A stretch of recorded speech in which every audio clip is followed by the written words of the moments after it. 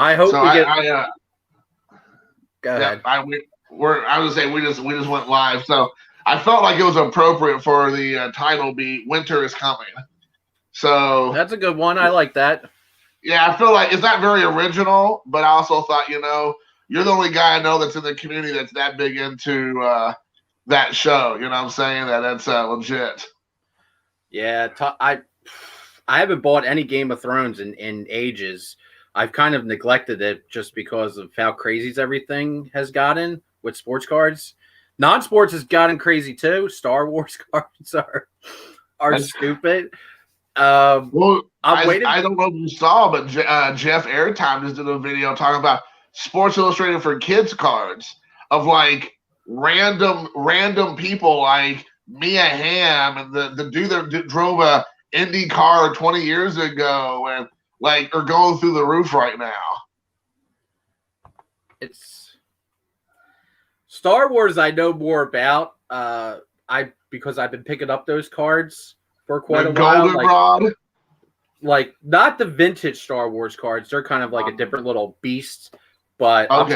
I'm talking more about like the autograph cards, like because Topps was doing high tech, they were doing Masterworks. They really do make a lot of nice Star Wars autograph cards, and all like the semi key characters or more well known actors have just like it exploded, like gone so stupid. Like one of like a good example of this is Bo-Katan. I forget the actress that plays her, but she was in Clone Wars, the animated TV series, for a really long time. Her cards were like $20 all day of the week. You could buy them for $20. When she popped in the Mandalorian, they went from $20 to like 200, and they've stabilized at around like 150. So, oh my gosh, dude, it's crazy, man. It's crazy. You better get that Gina Carano card autographed quick because it's gonna go through the roof. Dude, Gina Carano shit is so expensive, Jason. Her Black Series figure, like we're talking like toys now, her Black Series action figure is like $200. $200 selling for 200. I have no idea what her card's going for. They did make autograph cards of her, and I guarantee they're not going to make any more of her now that she's been let go, and she's like kind of like a hot rod for, I guess, controversy. But before all that news broke, she was expensive. She was one of the expensive ones. So now I imagine she's going to the moon. She's on the rocket. Right. So she's going to go up. Just still a line from Spaceballs. It's ludicrous speed at this point. So what about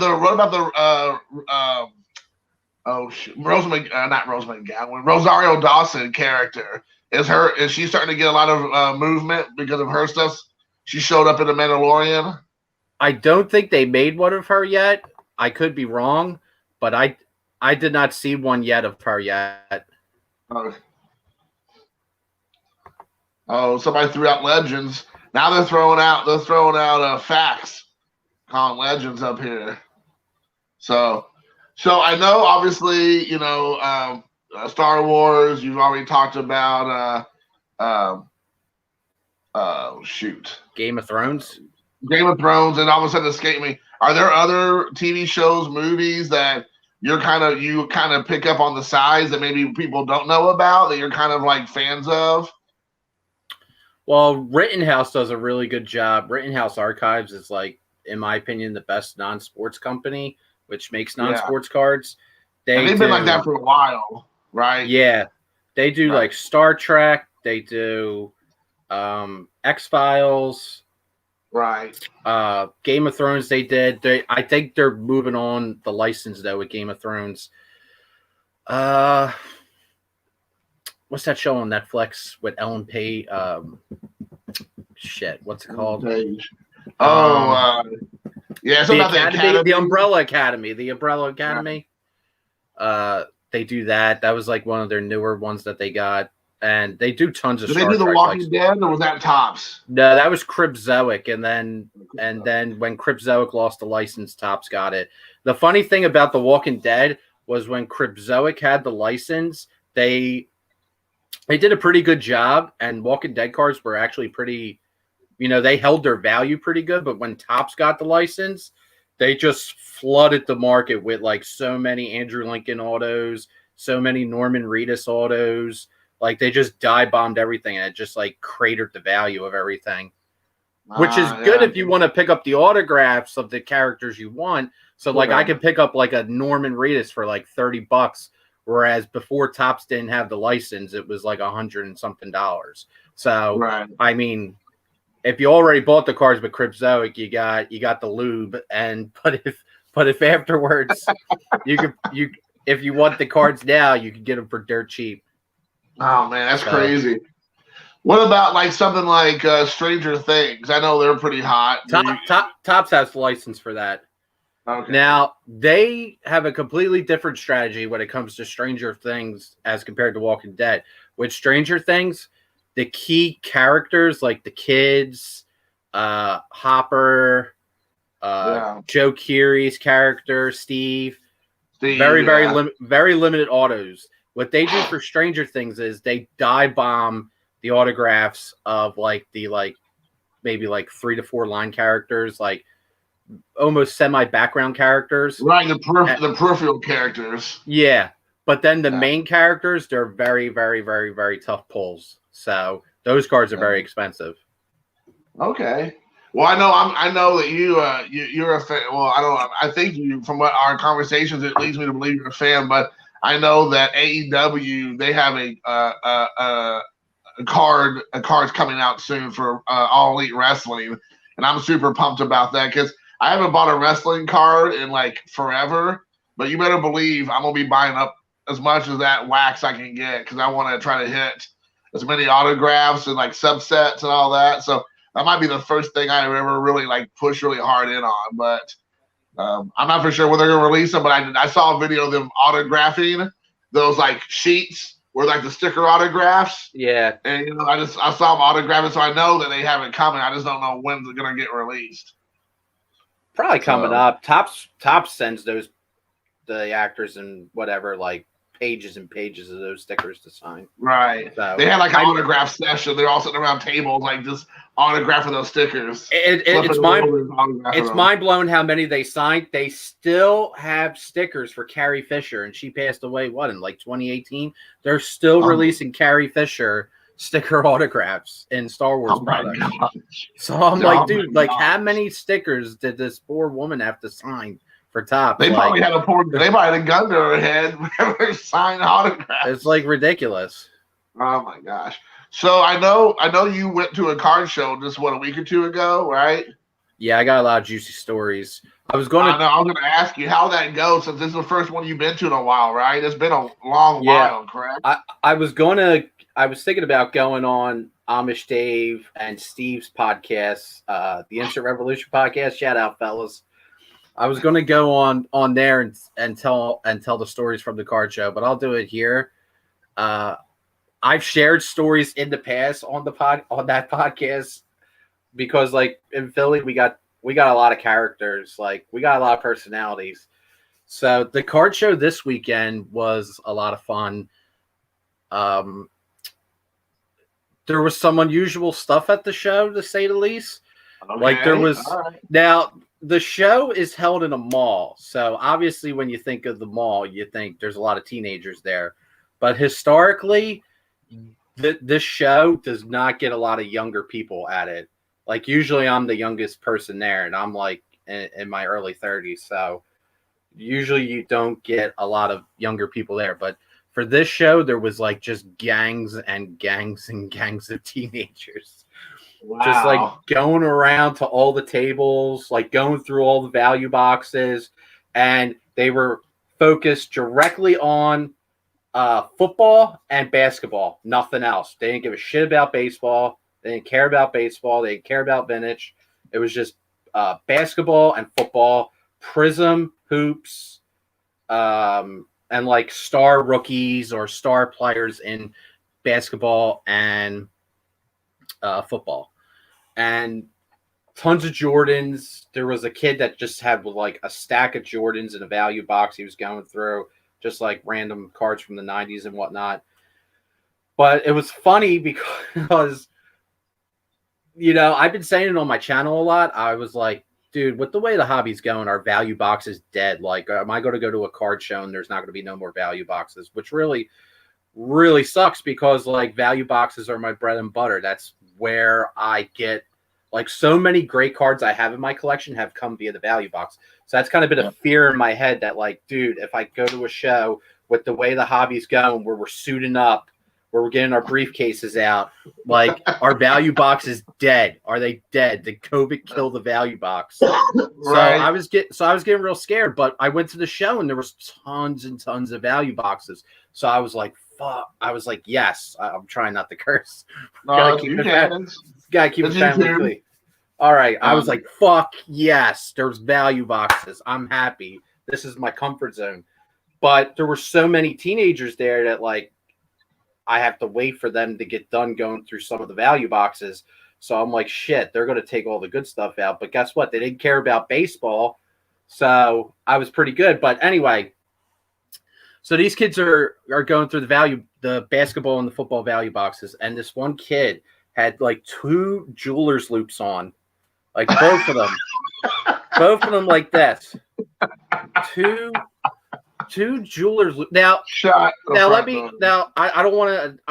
not talking shit on jewelers loops. There's tons of people in the hobby that use jewelers loops when they're looking at vintage, when they're looking at expensive showcase cards. Jewelers loops are great. I love the jeweler loop. I'm not talking trash on the jewelers loop. What I am talking trash on is when you're using the jewelers loops on 50-cent cards. Like, you should not use a jeweler's loop on a 50-cent card. Like, just roll the dice and buy the card for 50 cents. I mean, you're not gonna go home broke buying a card out of the 50-cent box and then, like, oh, you get home and you look over the card more closely and you're like, oh, there's a surface issue. Oh, you know what? It was only 50 cents. Shit. No big deal. Just thrown in the binder. But these dudes, they got, like, so I get closer. I'm like, I'm going through more boxes, so I'm coming closer to them to look through the baseball cards. And the one kid, he had like a little stack of cards, and he says to the dealer, "Hey, this Jordan here has a slight surface issue. Do you think I could get it for a quarter instead of 50 cents?" Like, so I stop what I'm doing. And I look up at the dealer. I'm like, dude, I got to get the dealer's reaction to this fucking thing, because this thing is going to be gold. This is going to be like, I want to like try to like to pull my phone out, maybe go like this. I want to film this shit.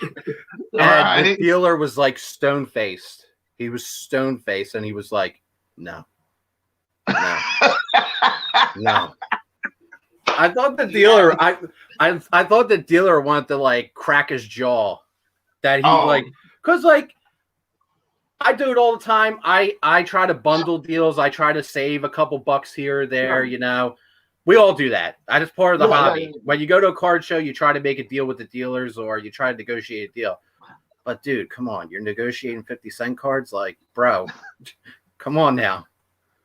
Oh my gosh, dude. Like, and again, this is like, these are young kids that are coming into the hobby.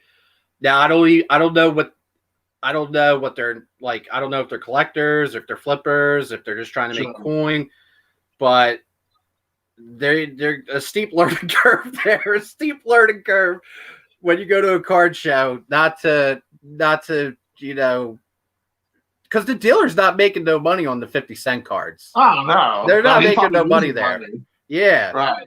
I mean, that's not even going to buy you a can of Coke. No, not. You would sell like a whole half a row of cars to get Coke. So you give me an idea. So there's a car show coming up next month in Indiana here, and I think what I'm going to do, because I don't know those same kind of kids are like making a move all over the United States. That might just be a one-time kind of thing in your neck of the woods. Right, Billy. I'm like begging that happens, because what I'm going to do is get out my grandpa's old magnifying glass. It's like obnoxiously huge.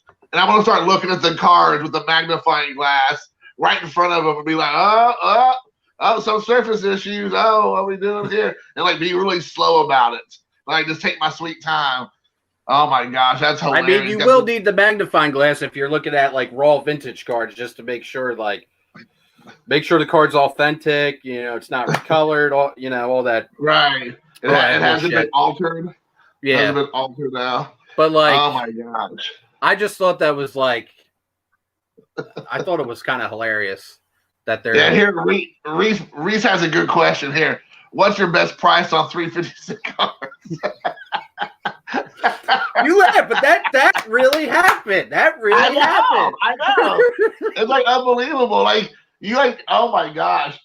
And I mean, you're right. I haven't seen anything that obnoxious, but there's been times I'm at the quarter boxes or 50-cent boxes or whatever, dollar boxes, and the guy doesn't have a huge stack. Where if you come up with a stack, then I'm sure they're motivated and kind of cut you a little bit better deal, whatever. But you have a stack of cards, right? I've seen guys that has maybe 10 cards, right? And the guy's it comes up as $7. He's like, you think you do 5? And I'm like, dude, you got just $7 worth of cards. You already know you have more money if you flip these cards or they're your personal collection. You're these 50-cent cards, you're fine. And he's like, you can just tell they're like you said, they're just seriously, dude, they're 50 cents. They're a quarter. That's the best I can do. But people just ask the ridiculous stuff like that. That is crazy. I just don't get it. I don't have the balls to ask those kind of questions. I'll just pay the 50 cents and move on, When you see a good deal at a show, don't even bother to negotiate. Just buy the card. I did that with the John Morant that I just bought this weekend. Uh-huh. It was $20. I'm like, you know what? I'm going to buy that. That's a good deal. I'm not even going to bother to negotiate that. Right. And if you know what you're looking for, you already know if it's a good deal or not anyway. So it's not and like I said, if you want a bundle, that's great. That's fine. That's a part of it. But if you're perusing the dime and quarter boxes and you're trying to get them to take off half or something, it's come on, man. Seriously? Come on, man. Come on, man. Yeah, exactly.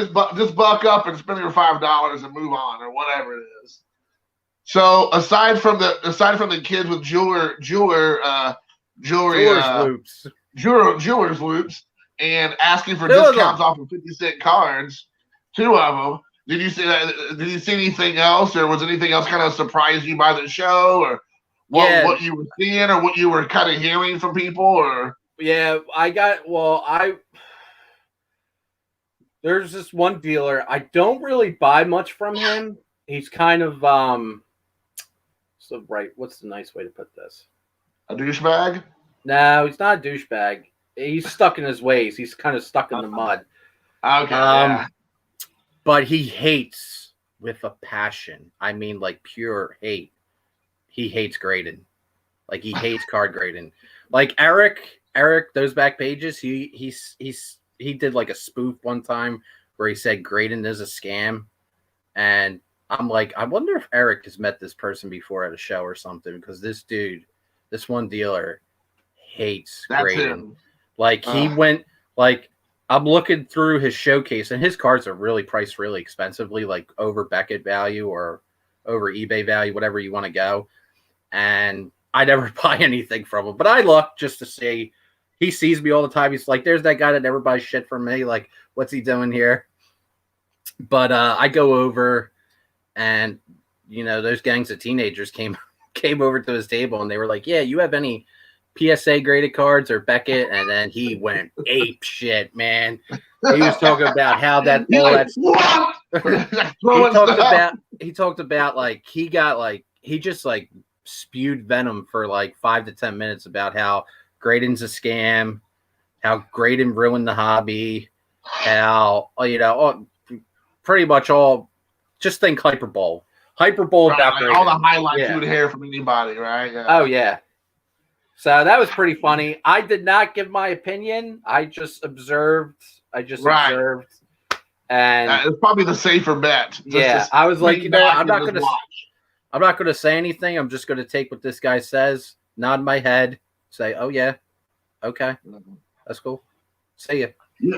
I always think when I go to a lot of card shows myself here in Indiana, I'm sure the prices are probably lower than up in Philly in your neck of the woods, just because of the area of the country or whatnot, generally speaking. And it is sometimes surprising because you will have different kinds of dealers. I'm sure you know this. You have some dealers, they're wheelers and dealers. You know, they're looking for sales, they're looking to move. They want to move, they want to show up with a lot less than what they brought. Then you have some guys that show up who just want to show off their collections. So they put everything at super high prices, but they just want people to come and ooh and ah, but they're not even looking to like sell anything. And then you have some people who are I don't get that. I don't understand that. There are people that do that. I know what you're talking about. Yeah, and then there are some guys that set up there. They set up only because they want to be the first ones to get a crack at everybody else's stuff before everybody else gets there. So they go get a $20 table or whatever, and they act like they're going to set up, but they really don't have anything to sell. And they just go around the entire room buying everything they can, so all the good stuff gets taken before anybody gets in there. And then they just kind of sit around and go through all the cards they just picked up from all the other dealers. And they're just kind of like, okay, I'm just going to be here for an hour. I'm heading out. Like I've done it for so long. I have all these like ideas of these dealers or whatever. But the one thing is like you go back to the guys you only do vintage and they don't do PSA. And like the one thing I noticed from them is they're almost always old timers, and they just are overwhelmed or scared about it. And they don't understand how it works, or they do understand, they just don't want to deal with it because it's too difficult, or they don't want to have to learn how to do it. And so they put those prices higher because they'll say, oh, I'm sure you've heard this before. Oh, well, that's a 5 or a 6 by PSA. How do you know? What do you know? How do you know that? Like, it could be a 3. It could be a 9. Right, but it's just like, well, that's a 6 on PSA. I'm like, yeah, but it's sitting there ungraded. How am I, you can't say that. And they're like, it's a 6. I'm like, oh my gosh. Is this dealer's name Don West? Yes, it's Don West. Michael Jordan rookie cards. Remember Don West, dude? Remember Don West back on the day on the Home Shopping Network? Selling those Michael Jordan cards? Don West. Yeah, the guy that was like selling the cards, right? Oh, yeah, man. Pitchman, man. Dude, I wish I would have bought something back in the 90s. I could have been, rich, I guess. Yeah, you could. That's how Bob got the Nolan Ryan autograph card out of the Don Russ from back then on Don West. They watched it live. It happened on Home Shopping Network. Bob, who else did I hit? Who else did I get in that break, Bob? I got the Pelicans, and who else? I have 3 teams. So I'm sorry. I don't know. You got in a group break? I did. I got in a group break. I'm that guy now. I'm just like throwing caution to the wind. And it's basketball. What's happening right now? You going pro now on the breaking? I'm going pro. I'm going basketball, and I'm going baseball, and I'm doing wrestling. So did you get a discount for being a Hall of Famer? You should, man. I did. I said if you want me to grace you with your break, I need a YouTube Hall of Fame discount. So he gave me that's how it works. He gave me 69% off. You got to throw that around, man. Yeah, I'm still waiting for that. I'm still waiting for that patch that Mike said he was going to send me 2 weeks ago. Oh, so I'm thinking he's holding out. Dude, Texas right now is like, it's going to be a while. Texas is like in a state of anarchy. They got I know. I'm still waiting for that global warming. Snow. 5 inches of snow. Yeah, they're like, we're gridlocked. We can't move. How's that happen? I know they're not prepared for winter. Like, remember when Atlanta got hit with snow and like Freddie Freeman was like stuck on the highway? I think they got like 2 to 3 inches. Atlanta, they don't have no rock salt, no plow trucks. So right, they didn't know what happened. Texas, I guess, is the same way, but like, dude, it was like 5 to 6 inches of snow, like, and the whole state's crippled.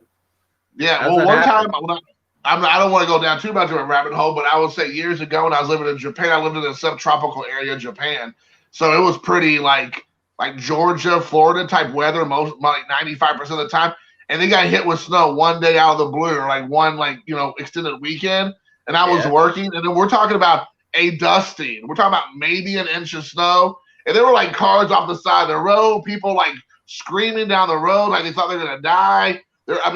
People were like driving like literally like a half a mile an hour, like white knuckling it. And I'm like, oh my gosh, like I'm trying to weave in and out of all these people trying to get to work. And it was just like awful. I mean, it was like they thought they were driving in like 2 feet of snow. It was crazy. And then you look up and you see Monthras in the sky. Yeah, then I'm like, okay, I understand why we're taking precautions now. But yeah, it was crazy, man. So we got Amish Dave Archer's here. Oh man, Amish Dave on the rocket, baby. He's on the rocket. Get on that crypto, Dave. Oh my gosh, yeah. We got Schmidt Collector. We got Saul, BD Kane. We got Mike O. Mike O was in here talking crap about you earlier. So. Oh yeah, so I watched that. I watched that yesterday. So you went to Mike. You went to the card show. Are you thinking you're doing the national this year, or where are you? Without a doubt, Jason, I'm going to be at the national. Flying business class, getting my suit, my Ralph Lauren suit, getting my Gucci briefcase. Card. Yeah, there you go. It's gonna have you're gonna have like a handcuff to it. So no need for a handcuff. I'm gonna wear my suit. I got Carlos is gonna be there. Amish Dave's gonna be there. Yeah, man. It's gonna be a blast. I'm gonna bring. I hope they do accept crypto. I hope some dealers, get with the times, they accept the crypto. So I can pay them, directly from the phone. So as you were saying, cards are getting so ridiculously out of control. So I haven't been to a card show in a couple of months because Indiana had just now getting back to normal life somewhat because they shut down during Christmas time until just recently with like no public gatherings. So did you see that the card show you went to this past weekend, like everything is still just in person as out of control it is online? Or was there like deals to be found? Even you have to be patient, but you can find some deals. It's funny. It's funny you mention this because some dealers, it seemed like nothing changed. Like they still had the value boxes, they still had their showcases. The ones who are usually on the circuit. Now there was some new dealers there. They were younger too. Their prices were like eBay. Their prices were what the market's doing. Like PSA, like one guy had a PSA 10 Acuna Chrome that you want like $225 for it. I think the lowest card in this one guy's showcase was like $150. So I'm like, do you tape crypto? But the old dealers, nothing changed with them. Still, their stuff was priced. Wheel guy, nothing really changed with him. His stuff was fine. So no, I didn't really notice too much of a difference. Probably the only glaring difference was the one dealer I mentioned, the younger dealer with the very expensive cards, and the one guy that sells wax. His wax prices were ridiculous. Like he wanted $100 for 2019 Chrome Update blasters. He had all the hoops, blasters. He had the Chrome 2020 Chrome Update, 2020 Update blasters, Series 1 blaster. I'm like, you were at Target, weren't you, you dog? You were at Target at Walmart, my man. But he was that guy that John Sports Cards was yelling at in line at Target. That was at him. He got caught. I don't know. That'd be quite a travel from Philly to. I don't know. Maybe I don't know. Maybe he was a jackal. I don't know. Maybe he was a jackal. Inquiring minds want to know. So yeah.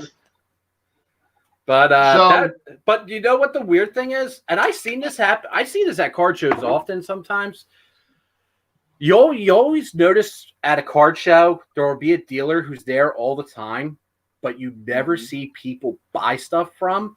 But they set up at every show, and you're like, how's this person keep setting up when they're not making no money? And I'm talking like when I'm at a card show, I'm there for hours. So I'm this whole time I don't see not one person over there. How are they making money? How are they putting food on the table? Right. Well, the thing I always call those guys, in my experience, yard sale dealers. Their tables look like a yard sale. You know what I'm saying? Like, I don't know if you see what I'm talking about. They always have that weird, like, 90s knockoff stuff. Like, they have, like, starting lineups, and they have all these, like, little subsets from the 90s and the 80s. And they'll have, like, these, like, disheveled, like, game-used items sitting around and, like, all this stuff from, like, little kids that had. And I'm like, no one ever's at their table. They're there every month. They're there. but no one's buying anything. People glance over at it. They're like, yeah, this all looks like garbage. Now but they're always there. Now someone brings up a comment, Schmidt Collector. Maybe they do it for fun. That's what I'm assuming they're doing it for, sure, I guess. Because otherwise, like, some of these shows are expensive to set up in. Like, some of these shows, it costs over $100 a day to set up, and the show will run like 3 days. Like the Philly show too, like that's expensive. You're talking like maybe I think like $500 to set up at a show like that. Like, to have fun? I don't think so. Like, and if you're repeatedly setting up at a show and like not making any sales, like I guess they just do it to hang out. I guess I don't know. Yeah, but you can do what we do, which is just go to the show and walk around the entire time and not be chained to your table and do that for free. You don't have to pay for a table for that experience. Yeah. So you said that basketball, football was going crazy, but baseball wasn't really being touched much at the show. At this show. I was talking about the teenagers, the gangs of teenagers. Like they had the tunnel vision for it. But all the other kind of collectors, the guys that have been around a while, the other flippers, baseball was just as popular as everything else. Oh yeah, like okay. I was going like there was a bunch of people like. People my age, people a little older that were going through the baseball. I was specifically talking about the teenagers that were all there. On their mom and dad's money. Well, they're a lot of them, I think, were over probably around like 18, 19, so they're probably working. Yeah. Flipping burgers at White Castle, getting that money, getting that scratch. The mind-blown, like I've seen some mind-blowing stuff in this hobby. The biggest mind-blowing thing that I've seen in quite a while was I don't know if I told you this. I've definitely mentioned it to other people. That was at the National in 2019. I want to say last year. The National in 2019. Like, there was, like, gangs of little kids. Like, when I say little kids, I mean, like below 12 years old. Like, walking around with, like, maybe, like, $20,000 worth of cards. Like, Zion, like Kobe autos, Trout autos, Trout Bowman Chrome auto. I'm like, now we know who to jump this summer. One of the craziest things I saw there was a lot of crazy stuff I saw that weekend. But one of the craziest, without a doubt, was the kid who was negotiating with a dealer. He was negotiating I think a Trout Bowman Chrome auto, and his two parents were standing behind him. And we're letting him do all the legwork on the whole deal. And the dealer wanted to buy the card, the kid wanted to trade and buy. So he wanted a card from the case and he wanted half cash. And I don't know if they made a deal or not. I didn't stick around long enough, but they were talking several $1,000s worth of cards. I mean, several $1,000s worth of a transaction. So I mean, when I was that age, I was not rolling and doling thousands of dollars at a card show in Chicago. Times have changed. Get on the rocket. I do notice that in the card shows that I go to, because there's 3 a month in Indiana that's by my house. That's within a 45-minute drive, if not less. And there is a handful of guys who are there and they bring their teenage sons. And you're exactly right. They're the ones doing all the wheeling and dealing. And dad just sits back and kind of lets him do his thing. You can tell he knows more about it than probably dad does in some respects. It's been crazy watching these kids just go over there and go through this stuff and be like, I can do 20 on that. I do 100 on that. I need 500 on that. And like you said, I'm my mind was not set like that. It almost isn't like that now. To be able to look at something and just be able to know the prices of everything and what you got in it and what you want for it, it's mind-boggling. Yeah, it's wild. It is. Kids nowadays learn to flip and sell cars and have crazy stuff. They've been listening to Phil Filmington. They're on there. They hear it. They know what's going on. You think those kids? I should have asked them about the cannibalization of Bowman Chrome. They probably would have told me a lot. So have you got much product yet of 2021? Have you picked up any packs or boxes? Haven't found shit. Haven't found nothing. Not a damn thing. The only time I came close to finding any retail this year was Mike Go sent me he called me up and he's like, hey man, if you gotta get your ass to Target, they just stock if you want to get it. It's behind the counter. It's 2 per. You should be good to go if you get there. And the Target that he told me to go to it's about like a 30-minute drive from my house. So I get there, and of course, when I get there, I ask the girl, and she pulls out like an industrial style like an industrial style cardboard box. The whole box was empty except for like 3 blasters of like artifacts. Artifacts hockey. So I'm like, do you have Topps Update baseball? She's like, no, a huge group just came in about an hour ago. You missed it. She's like, this is all we got. So I'm like, well, shit, I didn't drive 30 minutes for nothing. Give me that artifacts blaster, baby. Yeah, we're making something happen. I'm gonna roll the dice. I'm gonna win. So I wound up buying that. Man, dude, it's just that was the only thing I got so far. I mean, like, I know everybody's saying this in all their videos and all their live streams. I'm not saying anything different here, but I just wonder, because around this time last year, maybe a few months after this, right? But everybody just when you started noticing that there was this uptick, and then it started getting crazier and then crazier and crazier, and everybody kept saying, "Oh, it can't sustain. It can't sustain." Here we are, literally a year later, not even a month out of probably a year from this time, like when it finally when it got lit, and there really is no like end in sight. I don't see an end in sight. I mean, and you're like saying you're in Philadelphia, you're doing your thing, at the shows. You're online. I'm here in Indiana. I'm having the exact same experience at all the Targets and Walmarts and Meijer and the card shows I was going to up until like 2 months ago. Obviously online. It's like everywhere across the United States, we're all experiencing the same experience. It's like no different. Suit up, baby. Suit up. Once you gotta bring your game face. Okay. I gotta tell you, once you light the fuse on the rocket, there's nowhere to go but up. You're going up. Okay? You cannot turn the rocket off. I've told Amish Dave this, and I've told Carlos this. Once you light the fuse to the rocket, until the fuel is completely drained dry, then you're going to crash down back to Earth. So you better eject that. You better eject off the rocket then. But once you start the rocket, it don't stop. Here you got Carlos says this right here. Somebody should tell Ed that they don't need fuses for rockets anymore. Carlos, to be fair, I never claimed to be a rocket scientist, okay? Right. Literally or figuratively in this scenario. Oh my gosh. It just really seems crazy. I mean, like, honestly. So where are you at? Because I know that you do both. I know you're you flip, you sell, you collect. Allegedly. Allegedly. You have PCs that you hold dear to. Where are you at when the car? Let's just say it's a car that a player that that you like, but he's not a PC guy.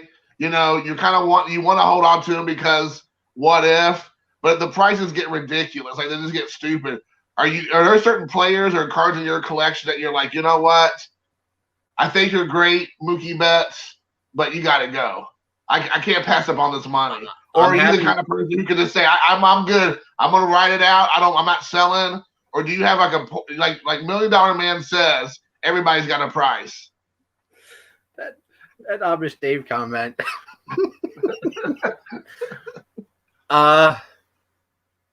Yeah, I'm having that conundrum now. Like, right. I've been having, like, that's why I've been talking about I haven't really been enjoying the hobby the last couple months, because like there's cards in my collection that I really, really like and I don't want to sell, but I know in my head, my brain is telling me, you better sell this, because for the price you paid for what it's selling now, we're talking like 50x. Like, that's crazy. Like, there's here's a good example of this. I bought an Allen Iverson Topps rookie PSA 9 for $20 back in early December. And now it's a PSA 9, not a 10. The PSA 9 is starting to trend towards 400. So it's just like, okay, what other thing can you buy other than maybe like Project 2020 when it first started? What else can you buy for $20? And it turns to $400 in 2 months. This shit makes no sense. I know. Well, what I was telling you at the beginning of the video, Jeff Airtime, him and I, we text back and forth sometimes. He sent me a year ago a Naomi Osaka rookie card from Sports Illustrated Kids. At the time, $5 all day long. He's told me right now recently, raw, that card sold for $200 plus. I'm like, what? That's stupid. Naomi, like some kids magazine rookie card. You can go right now. You can see that card sell for $200. Not even graded. I'm like, oh my gosh! Like, what in the world? I mean, like, I just feel like anybody's throwing anything against the wall and see what sticks at this point. What's up, George? It gives me, honestly, it adds a little stress, honestly, because like I really want the card. I don't want to sell the card, but at the same point, I'm like, well, I think Blue Jacket 66 said it well. There's nothing wrong with taking profit off the table. So for Mookie Betts, you mentioned him. Like that Mookie Betts Topps Chrome update card, I bought that in a PSA 10 for $125. Yeah, $125 is all I got in that card. And by the way, when I made that video in January 2020, I said Mookie Betts is one of the best buys you can do this year. Boy, I look like a genius. I should start a Patreon. You got to pay for my advice. I got to start charging. Carlos, you're in charge. Sign me up. You'll be my marketer, Carlos. You handle all the money, please. But anyway, I digress. But that card now, last I checked, and I do check value of the cards because, I'm interested. I want to know what, like, some of the cards in my collection are doing. I just find it fascinating sometimes. But sure, I think the card is, like, pushing over 1,000 now. So I'm like, well, I really, really like Mookie Betts. I have a whole video series on my channel of, like, hunting for Mookie Betts cards, which, by the way, if I never even opened those packs, like, those packs now are ridiculous. Like, I was open hobby packs, and I was open, like, hobby jumbo packs. Like, that stuff is, like, super expensive now because the 2014 class from Update Series is there's loaded. There's some good players in there. Yeah. But, like, this is all stuff, like, do I sell? Do I keep? Like, I don't know. I keep going back and forth on it. I probably, at the end of the day, I probably won't sell those cards unless they get to, like, just a level of absolute stupidity. But, I mean, if, like, during the season, Mookie Betts is, like, playing on an MVP level and that card's, like, because the pop on the Chrome update is very low. If that card, like, reaches, I don't know, like 4,500 or like 5,000, I'll probably crack and sell it. Like, because it's just like I could do so much with that money and put it into other parts of my collection. So, but it sucks because like you want the stuff that you buy to, like, be you do want some of the stuff that you buy to, like, retain the value and also maybe to go up a little bit. But I didn't expect that when I bought the card. I didn't expect the card to get that stupid. Like, it's like if I thought it was going to do that, I would have bought like 10 of them. You know what I mean? Of course, yeah. We all would be. Yeah. Did you see Mike said he'll give you 1,000 right now? He'll send their friends and family.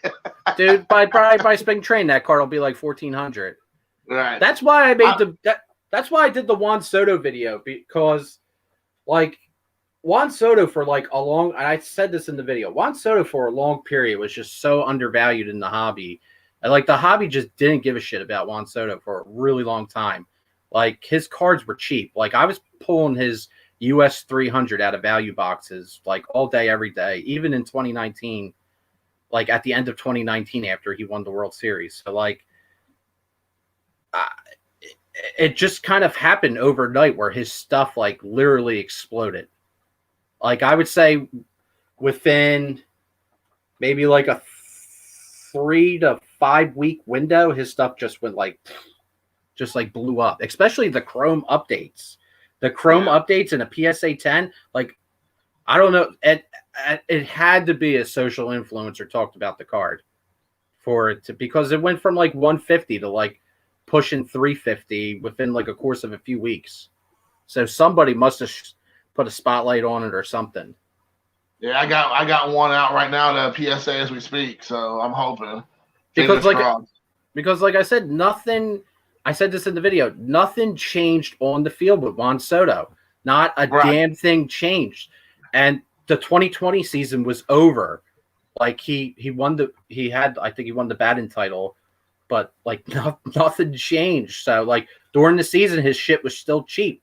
So like why in normally a downtime, which that's the thing in the past, downtimes are like, it used to be, the old adage was buy baseball cards in the off season when they're cheap and everyone's focused on football or whatever. No, that's totally dead now. Oh yeah, I don't know. So you have referenced this multiple times on the video so far. I wanted to ask you like a follow up. You said you sometimes, I feel like you're getting like nervous about the hobby or about collecting, about whatnot. How do you try to get away from that and like just focus on having fun? Because there's so many pitfalls and so many wrong decisions one can make right now. Like, how do you try to have some fun and move away from that? With you guys. That's how I have my fun. No, like for real, like the YouTube community is how I have my fun. Like the relationships and the interactions that I've made over all the years I've been here, that's how I have my fun. I feel like without the community, like I don't know if I would still be collecting as much as I do, because it's not as fun as it was years ago. Like I'm talking about card collecting, but like the people in the community, man, like it's entertaining, it's fun.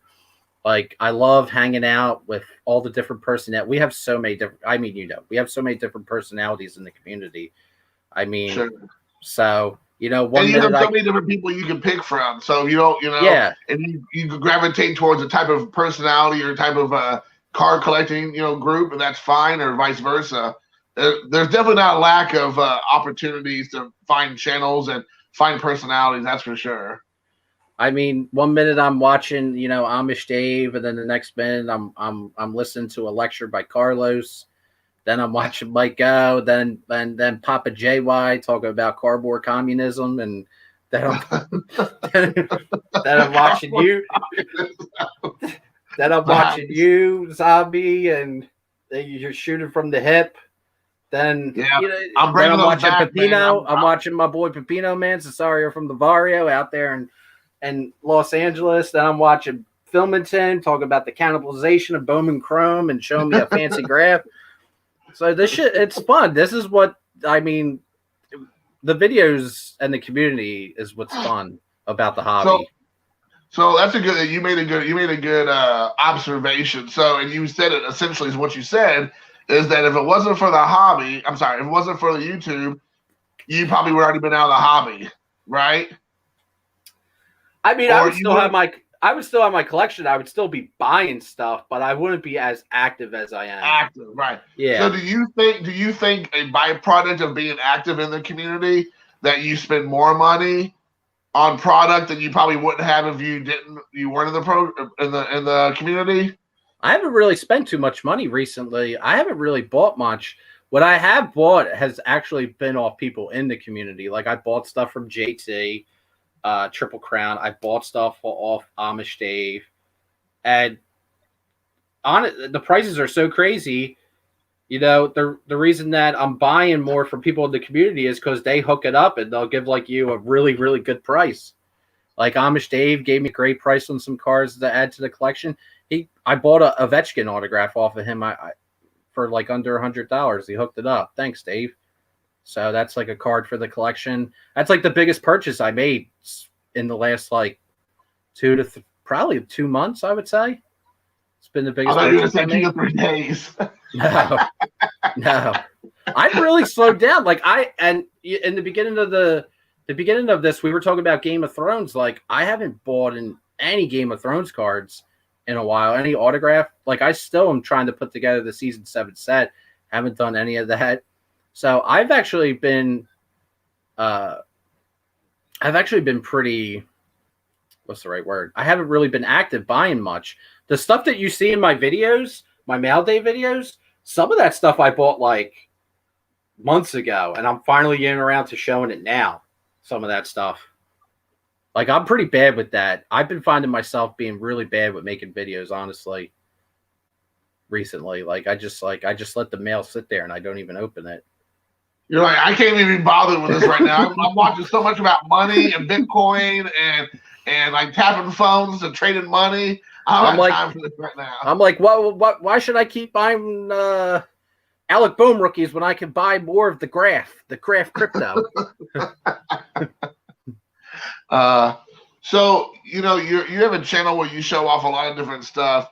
Is there a guy that you like to watch that does similar things that we'll talk about music, we'll talk about non-movie related or non-sports cards? I mean, is there somebody else out there that you like to watch? It's kind of the same vein you are that mixes it up a bit.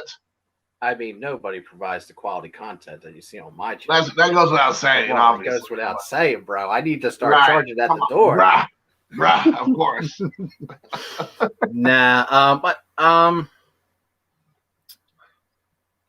I can't think of anybody who does some of the similar things, like you said. There's not too many people who really do non-sports on YouTube. That's kind of been like a gaping hole for a really long time. I would say the one thing I've been watching religiously, as again another shameless plug, is Amish Dave's podcast with Steve on Tuesdays, the Insert Revolution podcast. That's probably the only thing I've been watching really, really religiously. I would say every Tuesday. That's basically a community hangout. It's like a. Do you get like a stipend or some kind of money every time you bring it up? I did ask that I get a T-shirt when they eventually make the shirts, and I did ask for a bumper sticker. There you go. I did ask for that. And what's the name of this podcast one more time? It's the Insert Revolution podcast, dude. Insert Revolution podcast. Okay. Does it have its own YouTube channel? Yeah, it actually does. Oh, okay. Because I don't ever see that on Dave's channel because I'm subscribed to Dave, so I never seen it before. So I mean, Dave, nobody does what I do. I mean, nobody else makes mail day videos. Nobody, never. You have the market completely to yourself, cornered for sure. Oh my gosh, that's hilarious. So, are you able to look into the future, your crystal ball, and see what the hobby looks like in a few months from here, Ed? Like, what's your thoughts on? It's anybody's guess what's going to happen. All I know is go ahead. All I know is that when I land in Chicago in 2021 in a couple months, I will be very, very appropriately dressed for this business exchange that's going to happen. Everybody talking about Armani suits and all kinds of stuff. I don't know if I should do this. You know what? You know what? Somebody who will remain nameless planted this in my head, and okay. I think I'm going to do it. When I go to the National and I got my suit on and I got my dress pants, I look like I run an auction house or whatever.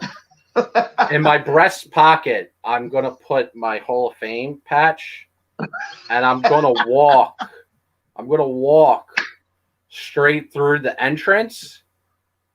And then if they stop me, which I don't know if they'll stop me, judging by how I'm dressed, but if they do stop me, I'm going to flash the patch and continue walking.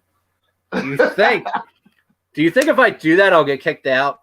No, because I'm going to be right behind you doing the exact same thing. I feel like I'm like, yeah, that's right. Oh my gosh. I'll probably get my ass kicked for doing that. Yeah.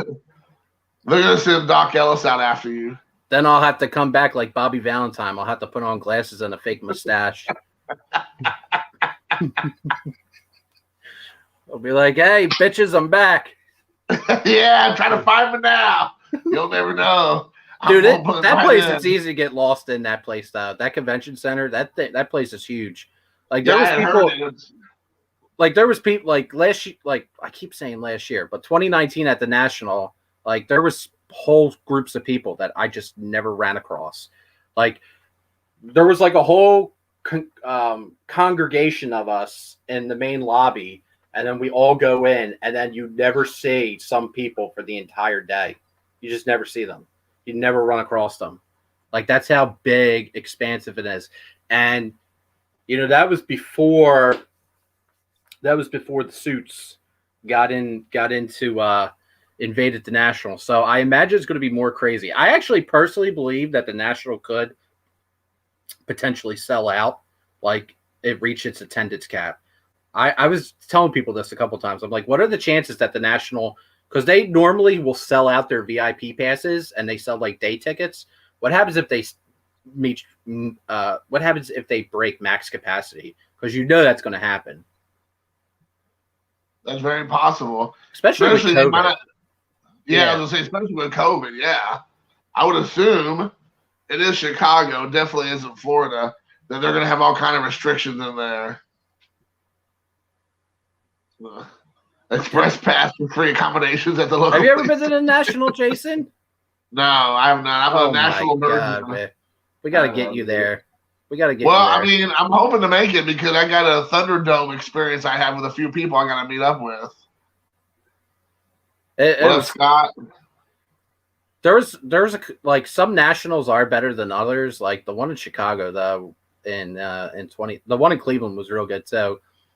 But that one in Chicago last year, the meetup that Filmington did and Eloy the Goat Flores, that was awesome. That was a lot of fun. Do you think you're all going to be inviting like Gary V and Vegas Dave to that one and kind of really Gary V was at the National. Gary V was actually at the National last year. Ron Fig met him. Fig was hanging out with him. Oh, what? Look at him, like big baller. What's up, Ron? Yeah, man. Ron Fig was in here earlier. If he's still in here, he'll tell you about it. He took a picture with him. Nice. I saw Gary V. I bumped into him. He was looking at trout updates. Did you touch it with your fanny pack? No, I didn't wear a fanny pack. I wasn't that. I didn't have that type of confidence to wear a fanny pack. That's type of confidence. But that's true. But Ron's still here. He knows what's up. He's over hobnobbing with the super elites. I was looking through a showcase, just perusing the showcase, and there's Gary V trying to buy some trout updates. And like he had two people following him, like filming him or some shit. I'm like, you know what? I don't want to be in this video, so let me get out of here. I don't want to be on some video that legions of people are gonna watch. Oh my gosh.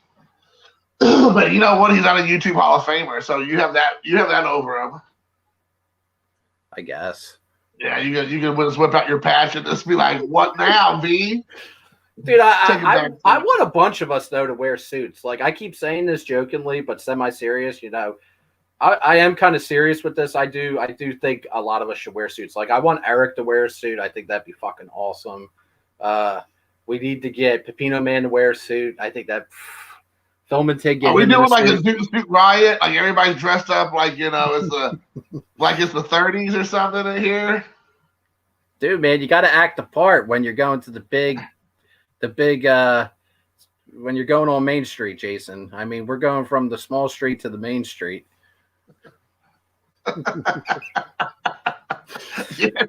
Dave. That's a bold move, Dave. That's a bold move. That is a bold move. What up, Troy?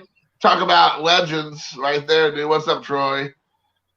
Oh my gosh, dude. Yeah, Troy's gonna be there. I know he told me he already got a room. Fig, didn't you and Gary V go to White Castle, Fig? I'm pretty sure you guys went to White Castle. Yeah, that White Castle. He got them sliders. He put it on V's credit card. Yeah, I could be sitting next to Gary V. I wouldn't even know what it looks like. I have no idea what he looks like, or Davis, Vegas Dave, or whatever. Davis. See, I don't think Vegas Dave would ever go to the National. No, it's probably not. I don't think he would. I don't think he would. What about? But you know who does go to National is Mike Baseball Collector. Yeah, I met him a bunch of times.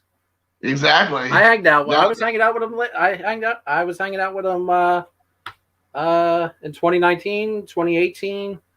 I didn't meet him in 2016. I don't think he was doing YouTube in 20. I'm not sure. I don't think he was doing YouTube in 2016. But he'll be the major influencer this year with Bench Clear because they're alluding to the fact they're going to have a booth or something there. I think they were supposed to have one last year. I think. Well, before COVID and all that crap happened. Right. What's my penalty, Lloyd guns? Big D. Well, I want the zombie booth. Where's the zombie booth at? I'm gonna have it. I'm gonna just have an arrow pointing down. That's where the booth is. I mean, come on. You know what? They were playing one of Baseball Collector's videos at the National last year. Someone took a video of it, because they have these big screens in the Breakers Pavilion. Where I guess normally they show breakers doing whatever, breaking their products or whatever. But I'm turned. I was turned the corner, and Baseball Collector Mike was. You just see. I don't know what video it was. It might have been one of his mail days, but his whole head was superimposed on the TV. So everyone's awesome. Someone took a video of it. Someone has a video of it. It's out there. Oh, it is awesome. Out there. You might have to.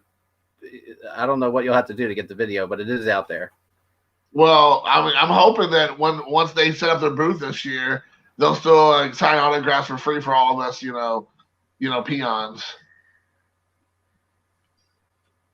Let's see here. Oh, what about? Yeah, I'll be there. Oh yeah, you got Troy. Yep, the bathroom. That's where the booth gonna be chasing. Yeah, that's where it's gonna be, Dave. I'm gonna cut out some holes in the bathroom area. Don't worry. I tried to get. Oh no, I'm not going to tell that story. Oh my gosh! I was Stove. I actually the one day I was hanging out with Stove a lot.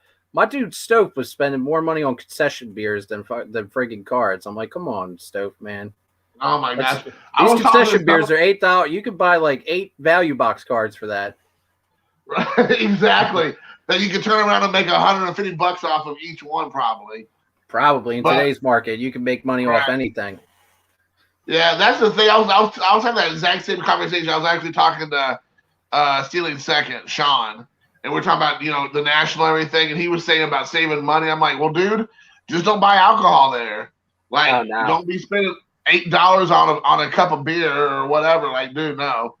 We can all bring our own drinks and we all hang out and drink on our own, not buying it there. Save yourself some money.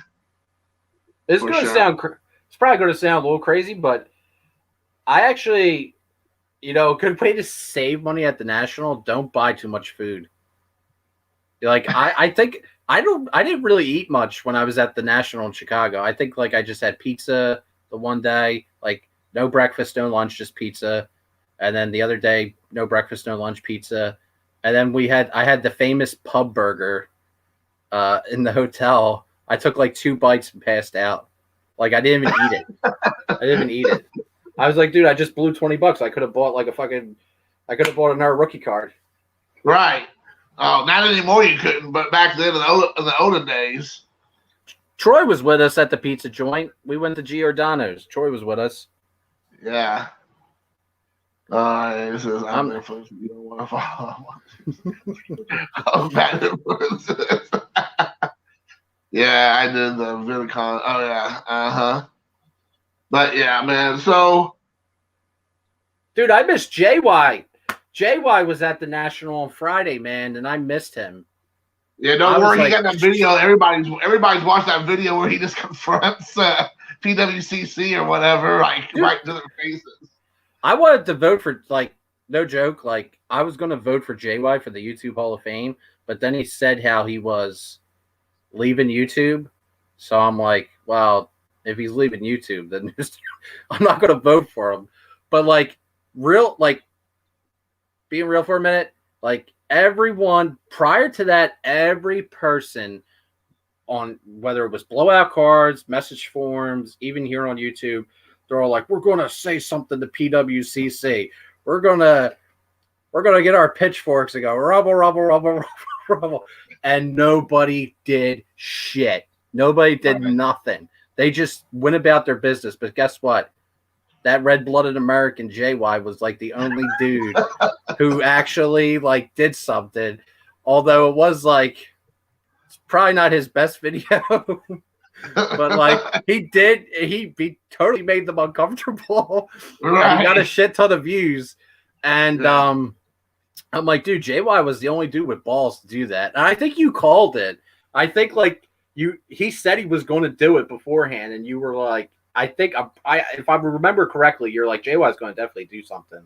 Yeah. Oh yeah. I mean, he 100%. And he did. I mean, I know him I knew him off of YouTube, and I mean, we talked a lot, not anymore. And I mean, I 100% believe if he goes, what do you think I should do? I go, you should do whatever you felt led to do. And he goes, I'm going to go up and say something. I'm like, well, make sure you record it. You know, I was like, it didn't happen unless you record it. And sure enough, I mean, it was like crazy. I mean, I felt like it could have almost not went any better, honestly, because they kept getting different people to try to talk to them, and then they were like, oh, I didn't mean to say that, or I can't say anything more. And I mean, you just tell they didn't know what to say or what to do. Nothing happened with that either. Like, no, of course not. You read like all the message forums and stuff, and they're all like, "Oh, the FBI is going to do," like, nothing happened with that shit. And if you like, there's a really cool YouTuber who does like the top sales, the Chris Investor Dealer Collector or something. He does like the top 15 sales like every week on eBay, whether it be vintage, modern, or whatever. And a disturbing trend is every single major sale is always from PWCC. And I'm like, dude, like, if you look at this, like, every single major sale is PWCC. Now, I know people co-sign their cards. I'm not going to get into PWCC, but I'm like, dude, like, nothing happened. Nobody cares that they were in this huge scandal. Nobody cares. Well, I didn't realize, but if you ever watched the guy, there's a guy that Yanks Fan 7 introduced me to on his channel. It's called Cards and Comics. I don't know if you watched that guy at all, but he just did a video today talking about the first PSA scandal back in 2003. It's that they were, I think it was like with a San Diego memorabilia and like a card shop and called like Greats of the Game or something. I can't remember, but they were basically sending them slab cards that they knew that they were cracking out of cases and then reholdering them and then selling them as like the originals, but they were lower grades, and how PSA was involved in it. And they were like dropping off like boxes of their holders and doing that. And, you know, and that was back in 2002 or 2003, and they're still the most reputable business in the world for this. And they got caught up in the whole thing with PWCC just 2 years ago, like you said. But no one cares because they're trying to get rich off of PSA.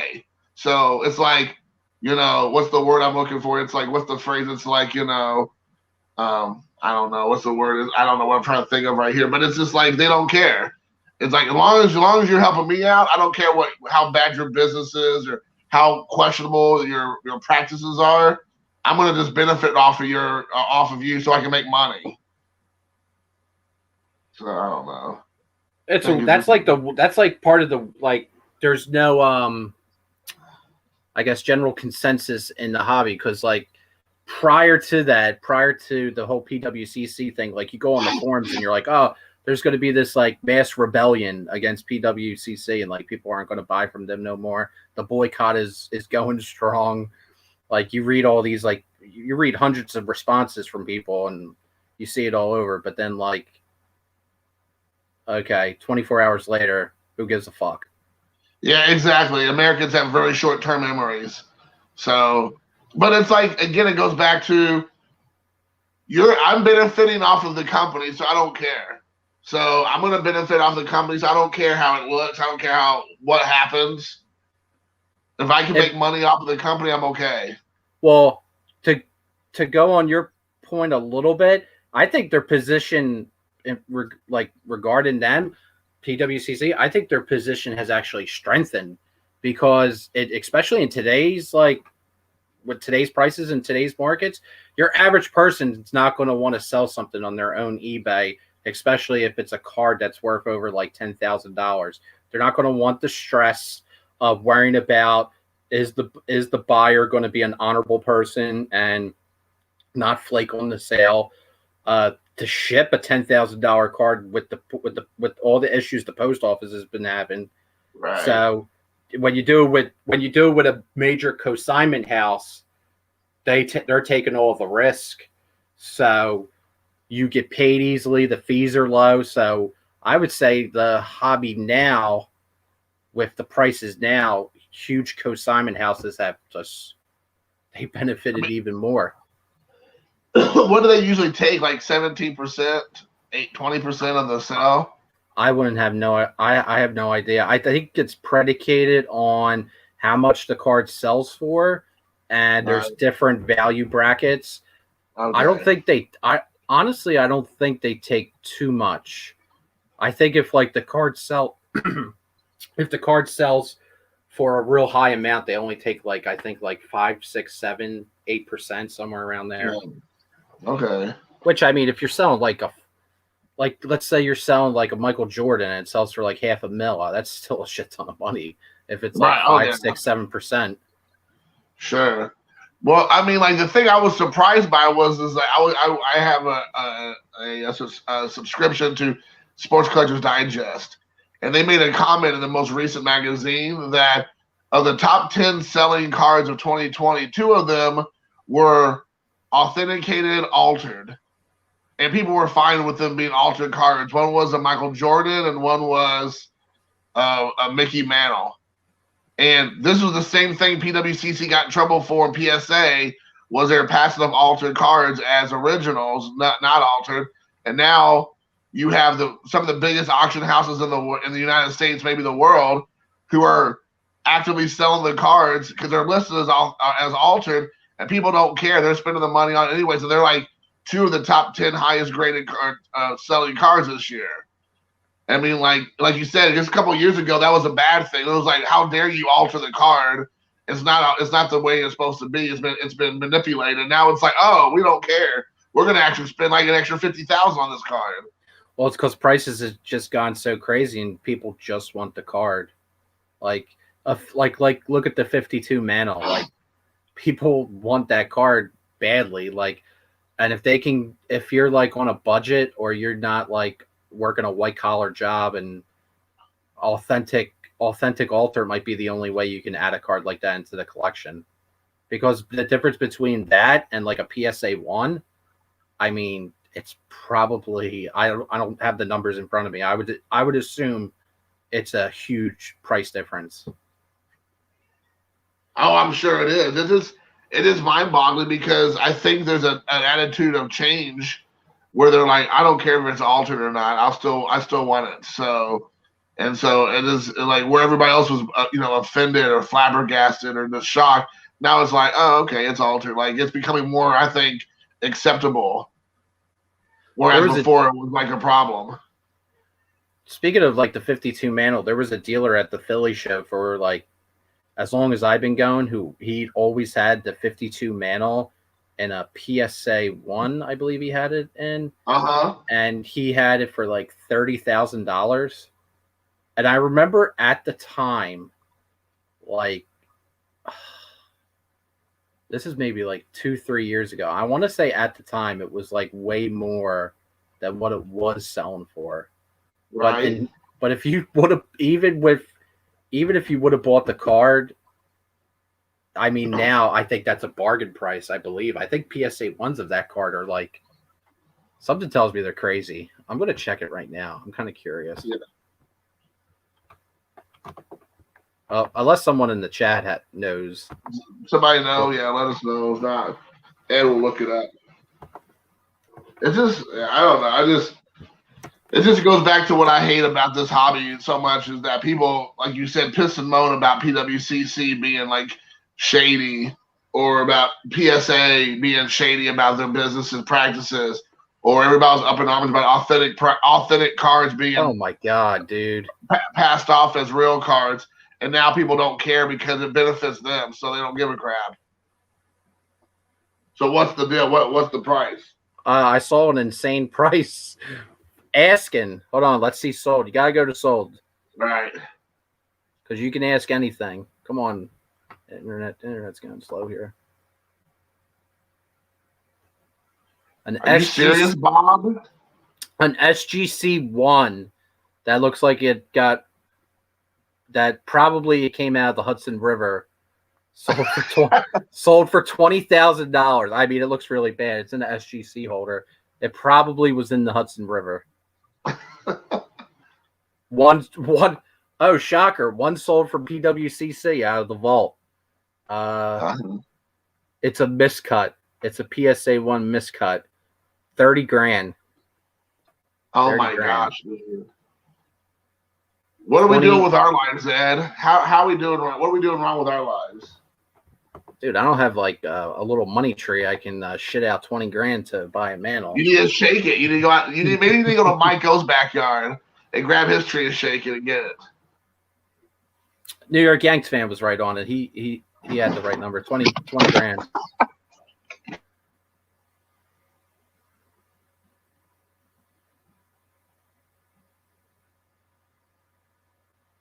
I think Jason fell off the rocket.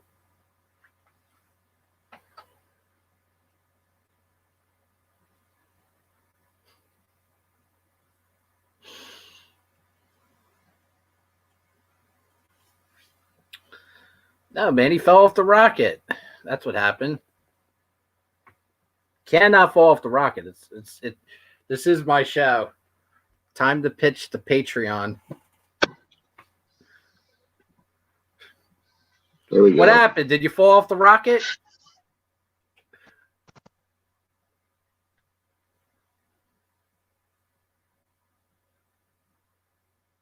You all right? I don't think you can hear me. You all see me? Yeah, we see you. Do you all hear and see me? I don't know. Oh, we definitely hear and see you. Jason. My cat attacked. I don't know if you all can hear me or see me, but my cat attacked my table and started like trying to claw its way up the table, and it shook the whole table to the core, and apparently that bounced Ed. I don't know. That's weird. Can I bring Ed back? I'm right here. No, let me remove Ed, and maybe he can come back. See if I can. Can you all see me or hear me? It says I'm still alive. Having trouble connecting this off and call. I'll see what internet. What?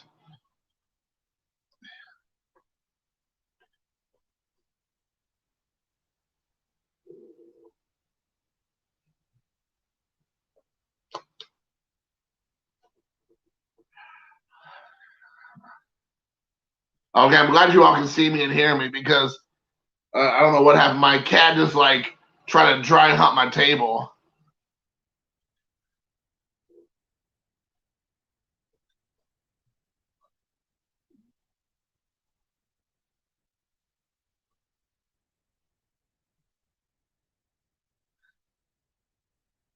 Yeah, I removed him because he wasn't there. He can come back on though. He has the link. It's not like I blocked him, but it wasn't nothing there after like a minute and a half, 2 minutes of it just like doing the thing. This is what happens when you come to a zombie collector. Only the best professional live stream podcast, conversation, interview that you'll get this side of the Mason-Dixon line. Whoa now. Oh, I got me a little baby you. I got me a little baby you, and I got me a big you. Maybe.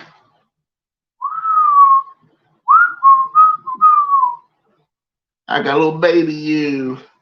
Oh, here we go. Oh, no. I don't know what's going on here. I got a text message. Who's that from?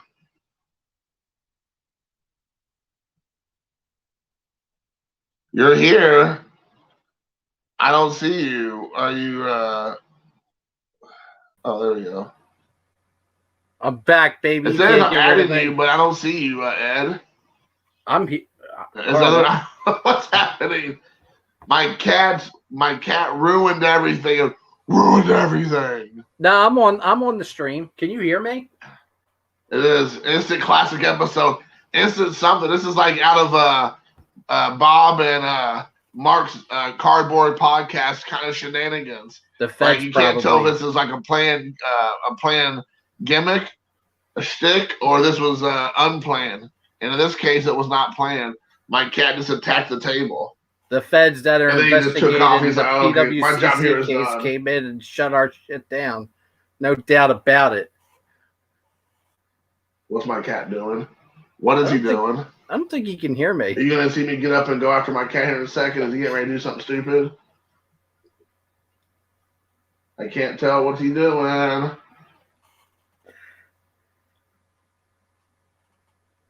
Yeah, I think it is a PWCC conspiracy. This is weird. Like, can you all see the Ed's like is loading? His page is loading, but he's not on here. It's probably because I put GME in the damn title. Robin Hood shutting our shit down dude. Right now. Balls over buy right GMB, now. fellas. Buy GMB. Buy every stock you can get. That's hilarious. You all can see Ed, but I can't see him or hear him. What in the world is happening right now? So revoke his patch. Someone go to Ohio and revoke this man's patch.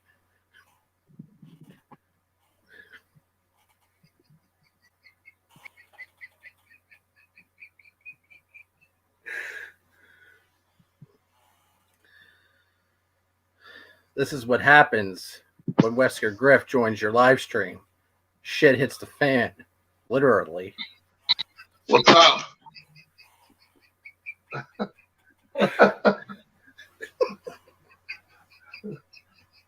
What's going on right now? I can't see you now.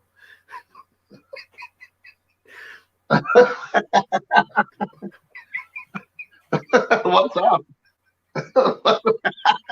Now I can see. You like glitched out. This is definitely a PWCC conspiracy. Definitely. 100%. All right. This might be the finest. Now I'm the only one on. So like, and I'm on your channel. So I better be getting a cut of this watch time, this premium watch time that you're eclipsing. You know, it'd be funny if I, like, since Jason's no longer on here, and if it's just me on here indefinitely, and the live stream just keeps going for hours and hours. Hold on, let me see the actual video. Yeah, I'm the only one on here. Great. Now, I'm ruling the Zombie Collector channel. I'm the only one on here. I'm in full control. I have successfully staged a coup on Jason's channel. Oh shit, here he comes back.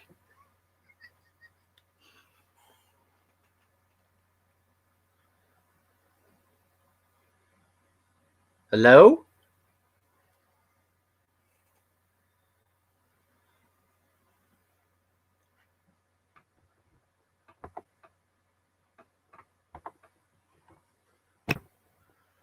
This is a damn conspiracy. This is high quality entertainment. This is the highest quality entertainment that you can get in the card community, without a doubt. That's a very good point, Reese.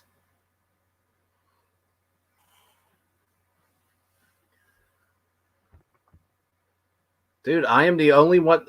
I personally believe it's because I have GME in my title. But oh shit, he's back. Uh-oh. You alive? I hope. It's There back. you are. We thought you got taken out. Gosh. We thought you got taken out. We were just about Yeah. to. We were just about to PWCC storm showed someplace. Yeah.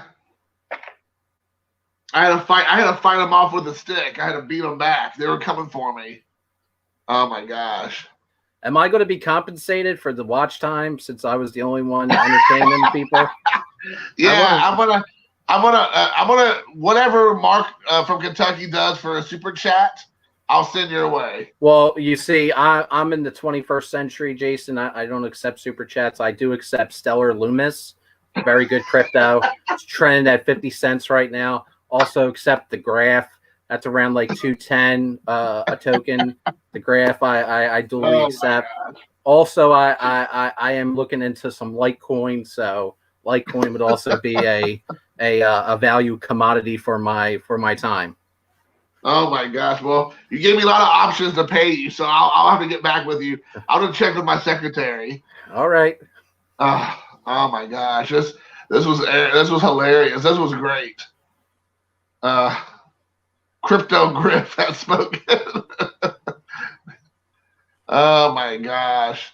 So yeah, man, sorry about that, guys. My cat attacked my table and threw everything off. So someone's going to a Chinese restaurant tomorrow, don't worry. So damn. Yeah. Don't you worry.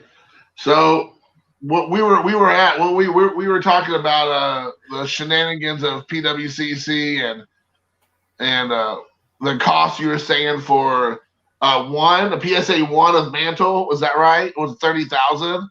I totally forget. I don't know. I might traumatize after that. I would have wake up in cold sweats at night now from this experience. Yeah, my cat's name is General Sal. Yes, it is General Sal. This is indeed. I'll never forget the one time. I haven't eaten Chinese food in a really, really long time. The one time I got Chinese food. Well, the one time I've eaten Chinese food quite a few times, but the last time I ordered Chinese food, I got it from a local, one of the local stores around here, and you always get General Tso's chicken because if you go out to have a couple drinks, come home, order some Chinese food. Anyway, I digress. So I get the General Tso's chicken. And literally, I've never seen anything like this before.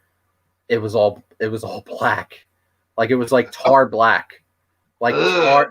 It was tar black, because I'm weird when I eat my food, especially any type of chicken like that. I'll cut it open to see the white meat.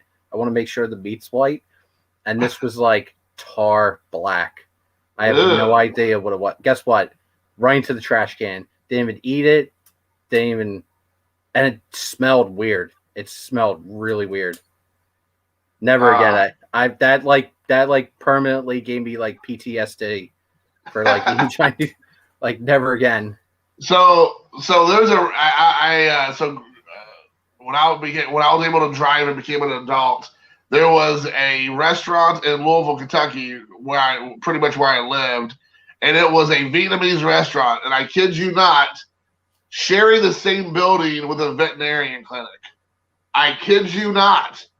And that place was so popular. And I'm you have to wonder, you're sharing a building. Literally they could go knock between the two doors and they could go from a veterinarian clinic to a Vietnamese restaurant. And the cats were always really loud and obnoxious when you're walking through the halls to get to the Vietnamese restaurant. That's all I'm saying.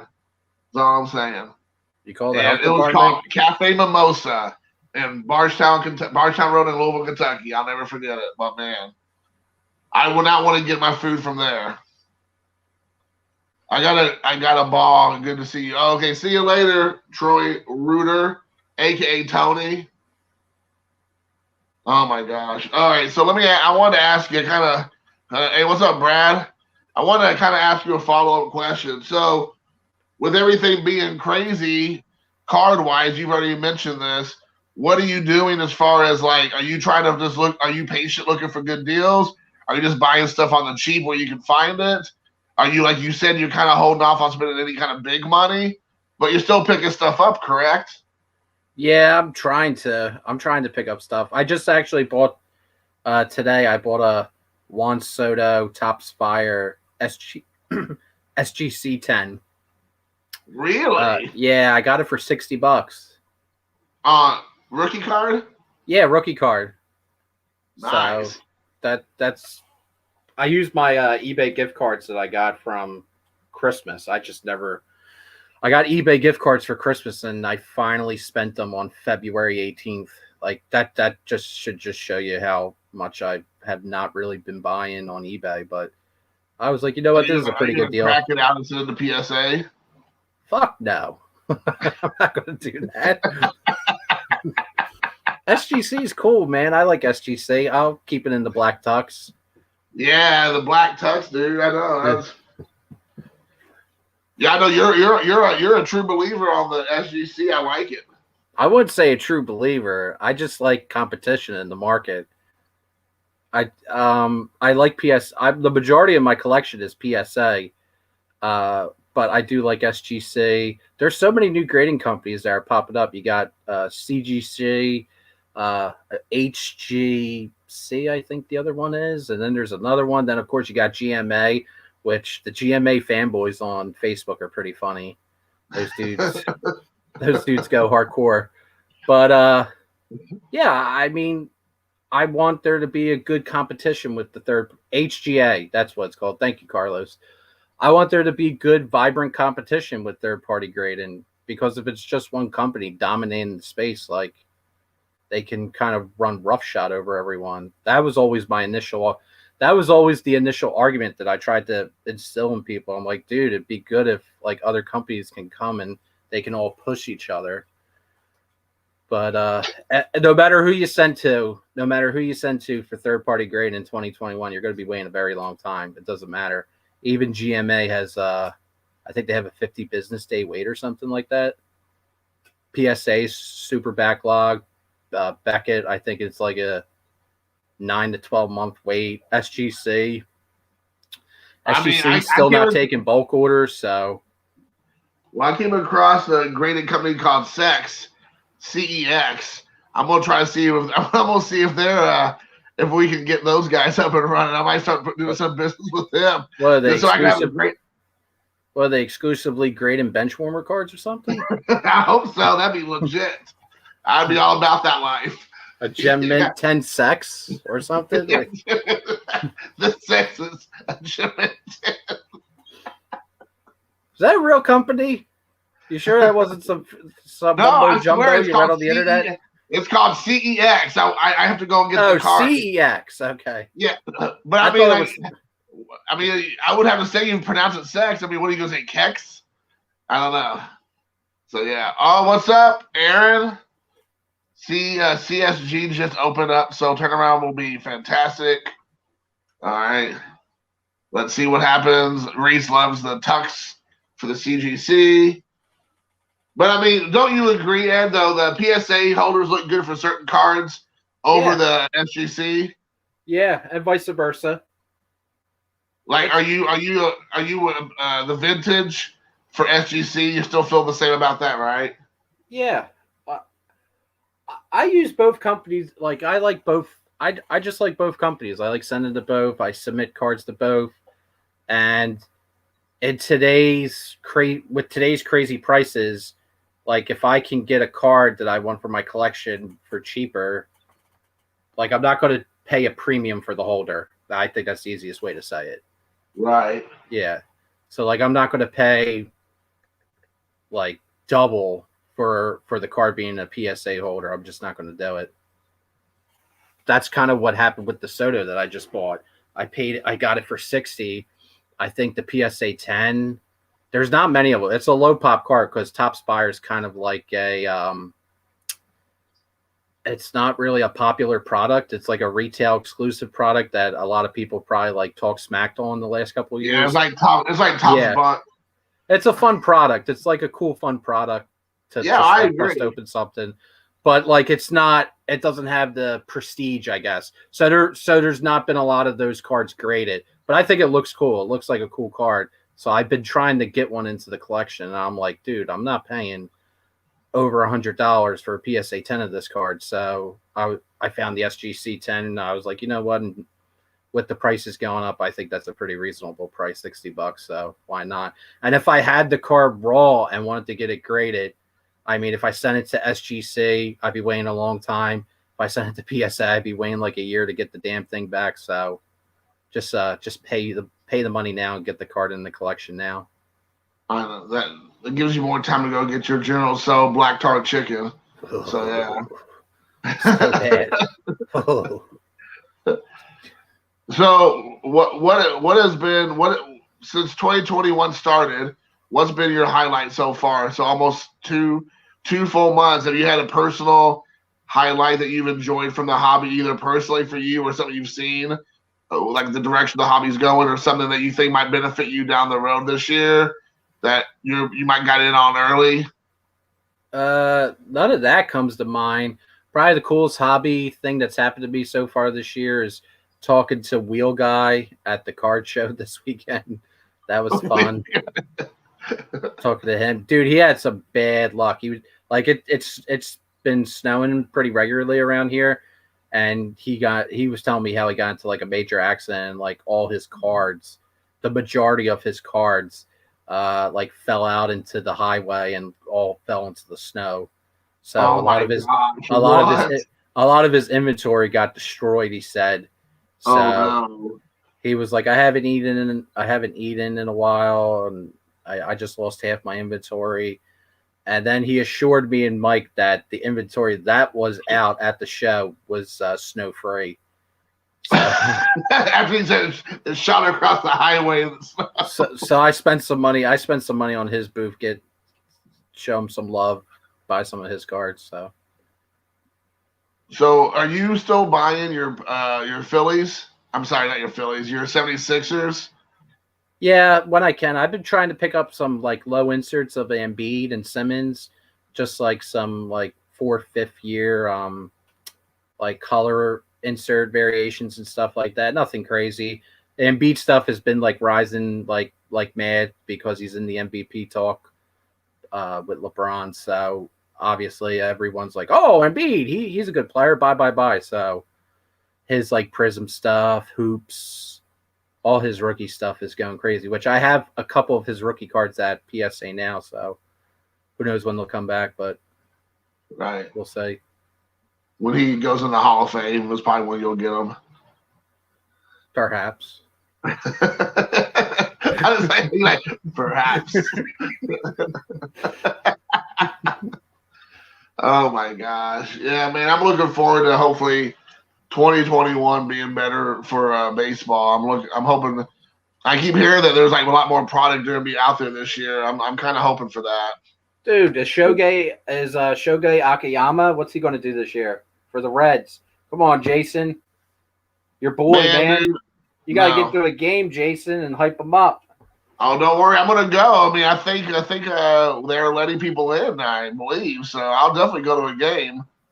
So unless they make you have your vaccinating passport card or whatever they're trying to tell people that they do these big events, but like as long as they let us alone, as long as they're still gonna have people there, I'm gonna go to some games this year. But yeah, I'm hoping. I'd like to meet him. I want to talk to him in Japanese and try to get his autograph in person. That'd be great. How do you ask for an autograph in Japanese? Sumimasen, sign onegashimasu. So, excuse me, will you sign this for me, please? So, I learned that quick when I was living in Japan. Well, there's like, because in Japan, autograph collecting is not a big deal. Like, there's not like a thing really over there. It's pretty rare.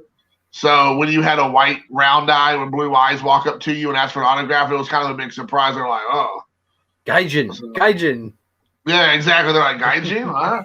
Well, sometimes they would say stuff like, I don't speak English. And I'm like, I'm not talking to you in English. I'm speaking to you in Japanese. And I'm like, what is happening right now? So, yeah, they're like, oh, I don't speak English. I'm sorry. And I'm like, why? We're speaking in Japanese. And they're like, oh, yeah, that's right. Nani? But they go like, huh? Wakanda. Nani? Wakanimasen. I'm sorry, I don't understand. So, yeah. But it happens every once in a while. But hey, man, we're going on like an hour and 45 minutes. I want to respect your time. I really appreciate, Ed, you hanging out and going through the craziness of us like having 5 minutes that we're not even talking to each other or missing each other. But I had a great time. We're going to try to do this again maybe down the road in a couple weeks or something. I think this is contender for video of the year. Definitely. It is early on in the year. So, I mean, we touched everything. We talked about non-sports. We talked about the hot market of cryptocurrency. We talked about the PWCC conspiracy. We talked a little about cardboard communism. We talked a little bit about Amish Dave's podcast, The Instant Revolution with Steve. We talked about Carlos. We talked about Wi-Fi issues. SportsCon guy. We talked about Chinese food. We talked about the YouTube Hall of Fame. We the National. We covered all the bases. White Castle. So I expect. We talked about Vegas Dave. Everybody got a little bit of time in the sun. We talked. Everybody got a rocket strapped to their back and shot up. Talked about the cannibalization of Top Series 1 2021. So we touched every base. So this was an hour and 40 minutes of quality entertainment, of quality premium advice. So please send over, some Stellar Loomis or some Graph tokens. We accept crypto here, so that's the future, baby. Well, on that note, man, we'll head out, dude. Thanks again, Ed. I appreciate it. Thanks everybody for watching, and hopefully we'll get to do this again soon. So thanks. Toodles. Toodles.